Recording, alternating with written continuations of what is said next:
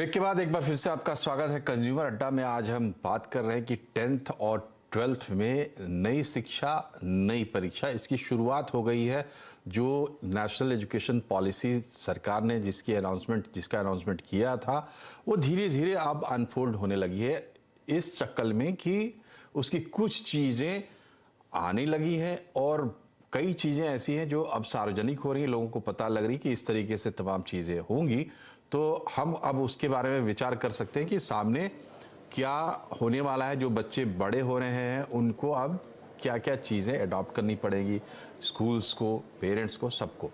दामिनी जी ये बताइए, देखिए स्कूल एजुकेशन में जैसे हम अब जो प्री नर्सरी के जो बिल्कुल छोटे प्ले स्कूल के बच्चे होते हैं उनको हम जैसे एक तरीके से वार्म अप करते हैं कि अब आप शिक्षा लेने के लिए तैयार हो। वहाँ पढ़ाई जैसी तो कोई बात होती नहीं है, मतलब तैयार करते हैं। फिर हम उसके बाद जब 1 से बच्चा स्कूल में आता है तो धीरे धीरे धीरे उस पर बोझ पड़ता है, और ये हम सभी लोग मानते हैं कि बच्चों पर अच्छा खासा बोझ है। ये जो नई शिक्षा नीति है इसमें कह रहे हैं कि अगर आप आज 10th में मान लो 6 पेपर देते थे तो आपको 9 पेपर देने होंगे। अब आप कंबाइन करके और आपके सामने 16 विकल्प होंगे कि आप 11th 12th के लिए क्या चुन सकते हैं। तो क्या बोझ घटने वाला है या बढ़ने वाला है जो नई शिक्षा हम फ्रेमवर्क जो नया आ रहा है उसमें? सर डेफिनेटली जो बोझ है, मैं ये नहीं बोलूंगी कि वो बढ़ेगा, क्योंकि अगर बच्चों को बेसिकली 6 सब्जेक्ट्स की जगह 8 सब्जेक्ट्स में अपेयर करना होगा, बट जो कंटेंट होगा ये जो सब्जेक्ट्स का वो भी रिड्यूस किया जाएगा सर। बिकॉज जैसे कि सर ने बोला कि एक ही टर्म में वो पूरा सब्जेक्ट जो डिटेल्ड वे में अभी है प्रेजेंट उसमें पढ़ाना ये मुश्किल हो जाएगा। सो मुझे ऐसा लगता है कि एजुकेशन डिपार्टमेंट ये भी सोचेगा कि एट द सेम टाइम हम ऑब्जेक्टिव बेस्ड कंटेंट को कैसे रिड्यूस कर पाएंगे सो दैट बच्चे उतना कवर अप कर पाएंगे। अखिल ये बताइए कि ये जो सिस्टम आ रहा है, जितनी भी जानकारी आपको अभी तक मिल पाई है उसके हिसाब से ये क्या हमने अपने लिए नया कोई नई सोच हमने पैदा की है, या हम कहीं से इंस्पायर हो रहे हैं और वहां से चीजें ले रहे हैं? किस तरीके से मतलब इसके पीछे सोच आपको क्या लग रही है? देखिए, इसके पीछे सोच है कि करेंटली जो हमारा एजुकेशन सिस्टम है बहुत पुराना है। मतलब जो हमें ब्रिटिशर्स सिखा के गए थे वो एजुकेशन सिस्टम हम फॉलो कर रहे हैं। तो आज का जो एजुकेशन सिस्टम जो न्यू एजुकेशन पॉलिसी बोल रहा है कि रोट लर्निंग के अगेंस्ट थिंकिंग, तो आप देखेंगे तो जितने भी बड़े एग्जाम हैं वो सिर्फ एक ही चीज़ पर स्ट्रेस देते हैं कि हाउ यू थिंक, लाइफ में अगर प्रॉब्लम्स आएंगे तो कैसे टैकल करेंगे। तो आज ये जो न्यू एजुकेशन पॉलिसी है ये होलिस्टिक होने जा रही है, it's trying to be inclusive. इसमें योगा की भी इंपॉर्टेंस है, लैंग्वेज की भी इंपॉर्टेंस है, सिर्फ पीसीएम ही इंपॉर्टेंस नहीं है। एक अच्छा इंजीनियर तभी एक अच्छा इंजीनियर है जब वो एक टीम को हैंडल कर सकता है, जब वो स्ट्रेस हैंडल कर सकता है, जब वो फिनेंसेस हैंडल कर सकता है। तो जब बच्चों के पास चॉइसेस होंगे, अवेयरनेस होगी, तो ओवरऑल इट विल हेल्प। जैसे बहुत सारी चीजें हैं कि आप फर्स्ट ईयर के बाद ड्रॉप भी ले लेते तो भी आपको सर्टिफिकेशन मिलेगा। तो अभी तक क्या होता है कि एक बच्चा बीटेक 4 ईयर प्रोग्राम में अगर फर्स्ट ईयर में ड्रॉप हो जाए तो उसे ड्रॉप आउट बोलते हैं, बट फर्स्ट ईयर में भी आपको एक सर्टिफिकेट मिल जाएगा एंड देन उसके बाद आप अपनी लाइफ को किसी और दिशा में परस्यू कर सकते हो। तो ये फ्रीडम होनी चाहिए, बिकॉज एजुकेशन का मतलब ही यही है कि हम अपने आप को एक्सप्लोर कर सकें और जो बेस्ट करना चाहें वो करें। तो बहुत अच्छा कदम है। थोड़ी मुश्किलें तो जरूर आएंगी but it's a much needed step, और finally it will be very good for all the students. जी, अच्छा बुरा तो खैर वक्त बताएगा और हम उसका फैसला करने के लिए बैठे भी नहीं हैं। दरअसल हम ये समझना चाहते हैं बच्चों के लिए और पेरेंट्स के लिए खास करके कि होने क्या वाला है और किस चीज़ की तैयारी करके रखें।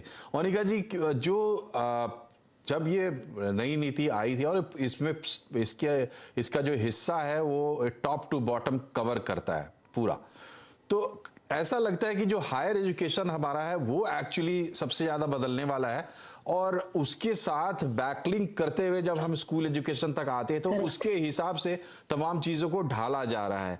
क्या ऐसा है? और अगर ऐसा है तो फिर बच्चों पर ज़्यादा, मतलब बच्चों को ज़्यादा स्ट्रेस लेने के लिए तैयार रहना चाहिए पेरेंट्स को बच्चों को? You got it absolutely right sir. होता यही था कि बहुत डिस्पैरिटी थी 12th के बाद कॉलेज की, मैच नहीं होता था, देयर वाज नो कनेक्ट, और स्टूडेंट्स को बड़ी घबराहट होती थी, ये सब्जेक्ट ले लिया तो साइंस नहीं मिलेगा अगर मैथ्स नहीं है, ये नहीं मिलेगा अगर हिस्ट्री नहीं है, बहुत ही कंफ्यूजन होता था। And it was a huge task for students to get admission into universities. तो आपने अगर एनईपी देखी है सर, तो कॉलेज में भी ये प्राविधान किया है, जैसे सर बता रहे थे कि ड्रॉप आउट नहीं होगा, उसको डिग्री मिल जाएगी। अगर आपने स्ट्रीम भी बदलनी है तो आप फर्स्ट टाइम बदल सकते हो। वो तभी तो बदलेंगे जब आप 9, 10th, 11th, 12th में एक ब्लेंडेड और लार्जर पर्सपेक्टिव से पढ़ के आएंगे। जाहिर सी बात है स्ट्रेस होगा, इसमें आपको मानने की बात है, लेकिन पैटर्न ऑफ टीचिंग भी तो बदल रहा है ना सर। अब टीचिंग का मेथोडोलॉजी बदलेगी, स्किल्स आएंगे, क्यूरियोसिटी, इंक्विजिटिवनेस, थिंकिंग, तमाम उस पैटर्न से अगर टीचर सिखाएगी तो मुझे लगता है स्ट्रेस नहीं होगा।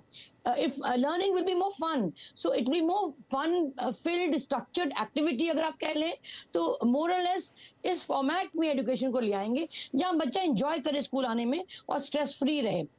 एक हैप्पी बच्चे की लर्निंग ज्यादा स्ट्रांग होगी बशर्ते कि एक डिप्रेस्ड और सैड बच्चे के लिए। तो ये टीचर का भी रोल बहुत इंपॉर्टेंट रहेगा सर, कि ये जो विजन किया है नेशनल एजुकेशन पॉलिसी का, उसको किस हिसाब से बच्चों की तरफ लेके आए। सो मुझे लगता है बहुत इंपॉर्टेंट रोल टीचर्स और एडमिनिस्ट्रेटर्स का रहेगा इस चीज को आगे लाने के लिए। तो वो कहीं ना कहीं फियर ऑटोमेटिकली खत्म हो जाएगा। कॉन्फिडेंस बिल्डिंग जब बच्चे के अंदर आ दिए, yes I can do it, and that you know that एक तरह से notch from the teacher that well done, you can do it. These things I'm sure sir is going to help a lot. Yes, hiccups तो होंगे sir, दो राय नहीं है, एक नई चीज, और यू नो बहुत से लोग रेजिस्ट करते हैं कि नहीं, we are okay with the old format. तो बहरहाल लेट अस ट्राई।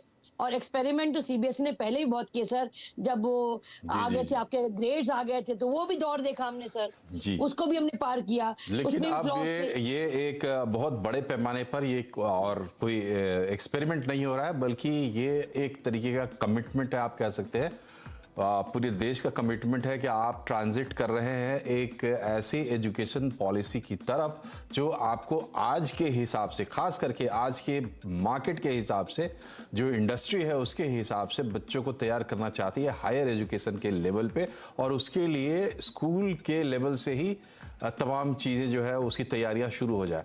चैलेंजेस बड़े होंगे, और सबसे बड़ा चैलेंज भारत देश में तो ये होगा कि कैसे ज़्यादा से ज़्यादा इंक्लूसिव हो ये शिक्षा, ताकि ज़्यादा से ज़्यादा लोगों को इसका लाभ मिल सके। बहरहाल फिलहाल हमें इस बात के लिए तैयार होना चाहिए कि हम ट्रांजिशन के फेज में हैं, और एक ऐसे ट्रांजिशन के फेज में है जो शायद काफ़ी लंबा चलने वाला है। आप तीनों मेहमानों का बहुत बहुत शुक्रिया हमसे जुड़ने के लिए।